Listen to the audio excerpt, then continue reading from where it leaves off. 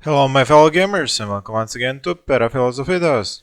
Today we are once again back to City Skylines and the Let's Play Road to 1 million population on the hard mode. This is episode 94 and in the previous episode I had reached 850,000 population.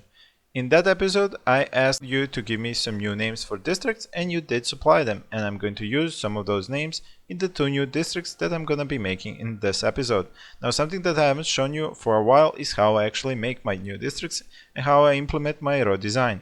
This is something that I'm going to show you throughout this episode, and I'm also going to talk about first a new mod. Thanks to Rodney100 for telling me about it. It's the Optimised Outside Connections mod. What it does is to reduce the number of vehicles that are carrying cargo into your city by forcing them to have higher loads. I have used the option of 3x. That means that 3 times more load is going to be there per vehicle and reduces the total number of vehicles. The recommended from the mod is 4x, but I've already started getting messages from the industry that there aren't enough raw materials, which means that I am not being able to import enough products from them using the cargo train stations and the cargo harbors. But that is why I've reduced it down to 3, and I'll see if that helps. If it doesn't, I'll reduce it down to 2. But the second and more probably important part of this mod is that it allows you to disable dummy traffic. Dummy traffic is what I call regional traffic, road, trains, planes and ships that do not interact with your city but are just there for additional fluff. But with my vehicle limit pretty much always at the limit, I need to disable those vehicles and change them for vehicles that actually interact with my city. Now there are 3 parts whenever I want to add a new extension to the city. That is first to make sure that the road system that I'm going to use is already set up, and this is something I showed you that I did in the previous episode, already setting up some of these roads. The second thing is making sure that the area is terraformed. Now I did terraform this long time ago when I was doing the huge mountain over here and I needed somewhere to get rid of all this ground that I was digging from there, and I put it in here, making sure to level this out, but not everything has been leveled out nice and even, which is something that I'm going to have to do now. What I do is I pick the place where I'm going to have the entrance to these new districts, and that's over here. Well, if I'm going to talk about the districts, let me paint them right now so you can see where they're going to be. They're going to be here. This is one. Whoops, went overboard. And here is going to be the other one. And you already can see how my highway system is going to look like. So it's going to come in through here. Then it's going to go over here, going back, going over the entrance, going over here, going up. I'm probably not going to go over here, just continue following this path here, going here into the, whoops, didn't mean to do that, and then go down once again as the exit. Now currently these 2 are called Cozy Heights and Amber Square, but at the end of the episode I'm going to rename them, and if you want to find out if your suggestion for the district name was the one chosen, please stay tuned for the end of this episode. So what I'm going to do is just show you how I start doing things. I'm going to show you the finished product, and then I'm going to go over the next subject. So firstly, I'm going to do the terraforming, then the highway setup, and then the road setup. And if I have enough time in this episode, I'm going to show you start of the zoning of this new expansion. So let us begin. Taking the right click here and then just moving on to the right side until I get to the river, and that is where I'm going to keep evening everything out until I reach all the way up there. Then I'm going to do the same thing on the left side, evening everything out so that this entire area has the same height map. Now that I have finished making sure that this area is pretty much leveled, I can just make sure with the other tool, the softening terrain, that the differences between the left and the right side won't be noticeable, and that if a road were to start from here and end over here, there wouldn't be any issues with it, and the zones would be built perfectly for 4x4 buildings. I can smooth down everything on the left and the right side. But I've reached this road here, which is in my way. Now I will need to get rid of it.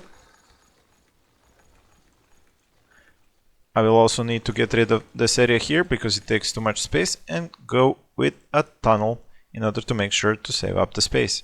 Now because this needs to go all the way there, I'm going to start from about here. I'm gonna dig it into the ground. I'm gonna go too deep in case I need to make any other tunnels. I'm gonna keep going all the way over here. Then I'm gonna go back to one level and then have the tunnel exit here. Now, this area here is a bit higher, but we can fix this with the terrain tool and make sure that it's easy for it to get out. Now we can try connecting once again.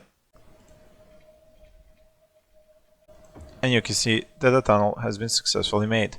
Now I just need to switch over which side it goes to. And now we have traffic coming in from that highway over here to this exit of the tunnel, going through a bridge, going through another bridge, into the side of the city. Now here I can keep digging and making sure that this terrain is equal on all sides before I can actually make any more roads on it.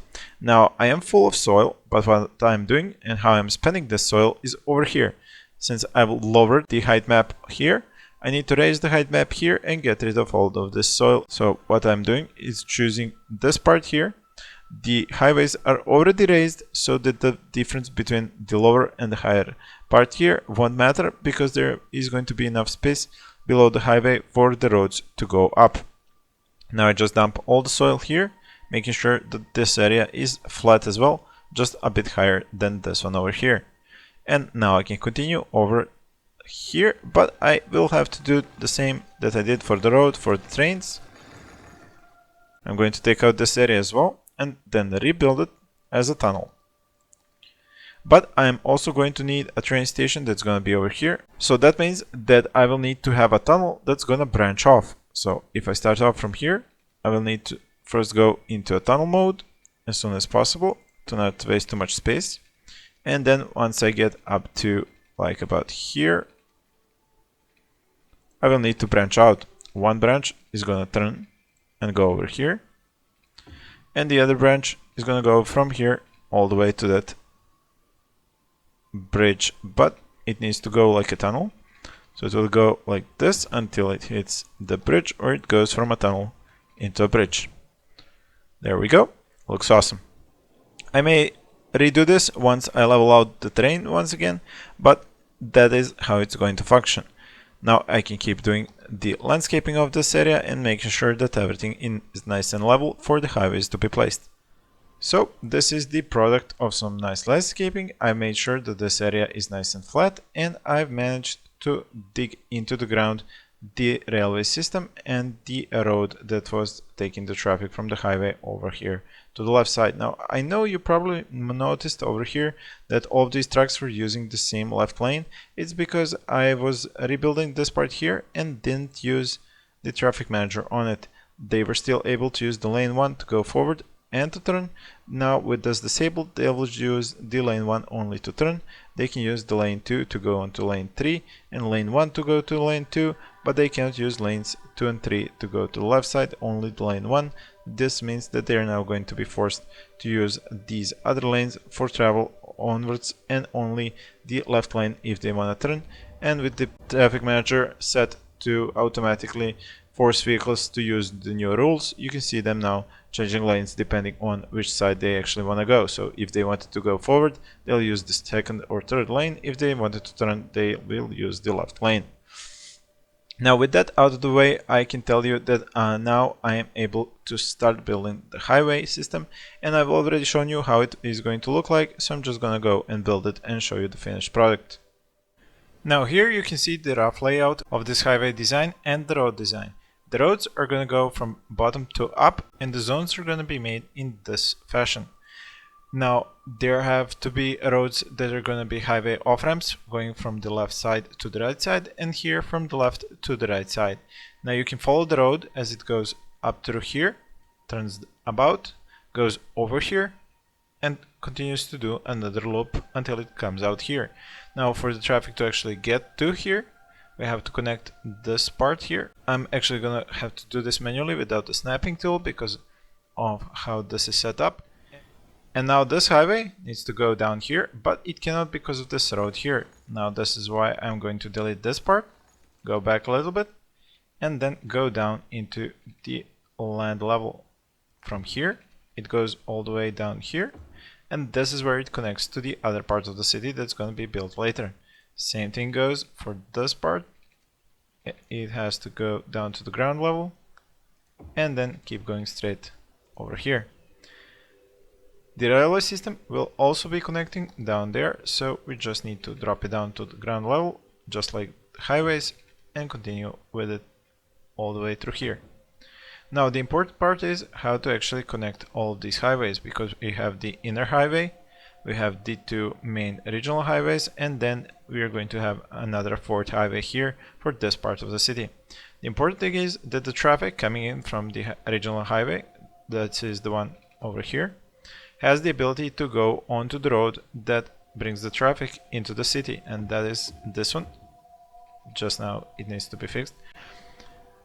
And how do we do this? Well, we do this by getting a highway ramp that is created once this highway is drawn through here, connected back over here. Though this was too close, I need to give it a little bit more room. There we go. And then from here, this highway has an off ramp which connects down here. Now I can choose that ramp to be a little bit closer here to have a little bit less of curb here, and there we go. Now any traffic that is coming in from the region has the ability to go into the city. The traffic getting out of the city needs to get a connection to the highway that is going to take it to the region.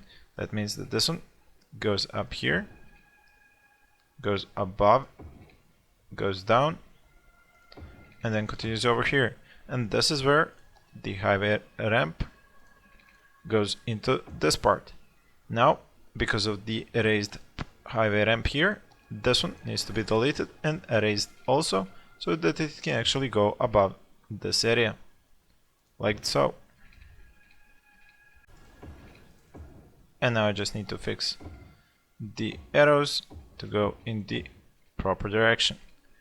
And there we go, we have an off-ramp and we have an on-ramp. Of course, I will have to do some lane changes to make sure that these lanes do not get clogged up by turning off the ability for the traffic to use this lane to go forward, just to turn, and then have it use the other lanes for movement forward. Same thing over here and over here, but that is something that I will do later on. So that is it for the highway network connection. It is now established, and this area has the ability to get traffic, but it needs off-ramps into the city. These will come at a later stage once I actually know where my zones are ending. As you know, I zone a particular setup, and that here would be the industry. And this means that this entire area here is the industry, with one exception being that the garbage disposal incineration plant is also here. Then I have the commercial sector, and probably going to have two lines here at the beginning. Later on there's going to be just one. Then of course come the offices, and that's probably two rows of offices as well, and then come the residential areas. Now what I'm going to do differently than before is do only 2 rows of residential because of the amount of jobs that I have and the amount of unemployed.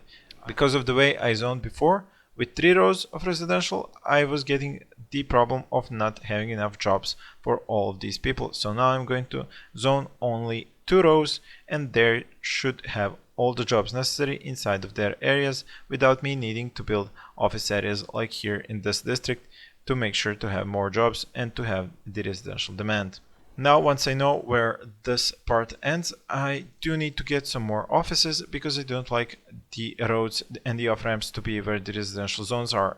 This is already very deep inside the city, and I don't even have a way for these two parts to connect, and I do like for them to have a connection. So what I'm going to do is add one here where the commercial areas will be ending, and that means that these two parts of the city are gonna be interconnected with each other like all of my other districts are. After this office area here, I can finally add that on and off ramp that is going to follow this pattern, getting out towards the highway here. And to get onto this, I just need one ramp here, and to switch it direction from an on to an off ramp. Now this way I have the ability for Sims to get in here, and I already have all the zones set up. Now of course I am not going to have them all start up building like this. I'm going to do it row by row. And I've almost forgotten to set up the piping for the water, and I'm going to do that now. Now for the naming of the districts. I have chosen to call this district here Riverview, while this one over here is going to be called, and I checked on Google to see what exactly this was. It's actually a small village in Poland, so Nagorze, or probably Nagorze or Nagorze, depending on the accent and the language, but I liked it anyway, and this is the two new districts. I'm going to use the other suggestions for the rest of the districts here, and you can keep giving me those suggestions, and don't forget I will use the old ones as well. So now that I'm prepared to zone and the roads are pretty much set up, I will draw the roads as I need them once I zone more. This is pretty much everything that I need to do here to get more population. With the demand being low, I should build more commercial and industry, which is exactly what I'm going to do here. And with that being set up, I'm going to get more of a demand for residential and more population. You have noticed that the population has dropped a little bit, 848,000 instead of 850,000. This is because some of the industrial areas that have lost their buildings, and for example you can see it clearly here, where you can see that there are industrial buildings missing, and with the reduction of jobs there is a reduction of population. But this is all going to be fixed as I keep zoning over here and extending my city further. Now comes the commercial area, and then in order to not have any problems, I zone the office area. Once the commercial buildings are built, then I can go and add the second layer like this. Now we do need some parks here. I'm using the cheapest park that I could find that has the high entertainment value. This is the Bouncy Castle Park. It might look a little bit weird and strange, but it's the one that works out best. I'm going to put one of them here. Yeah, definitely can put one here. Then the other one is going to be here, and the third one can be over here, and that will cover the entire area. So 1, 2, 3, 4. Like I said, this next one can be over here, and the last one will be over here. And I think that the 3 parks are going to be enough. Now I could go with one park here on the edge, another one here, another one here, but I will do that if I see that this design isn't working out and the buildings aren't getting enough leisure activities. But like I said, I need the buildings to be built to actually be able to spot this. And you can see that the buildings are already popping out quite nicely. The parks always mess up things, leading to smaller buildings, but that is something that has to be lived with. I did say that I'm going to have another row of offices here, so that leaves now the residential area to be built up here. And when I get another residential area here, that means that the office area comes over here. This area is of course going to need fire and police, but that is something that I'm going to build about here in the middle, and that should cover with one here and another one here, this entire part here of the city and the whole 2 districts. The same goes for the police, and then I just need the crematoriums. The crematoriums I usually put down next to a park, because a park takes up a 5x5, and then I use the backside of the park for a crematorium, which is something that I will do, but later on when I get more parks up here.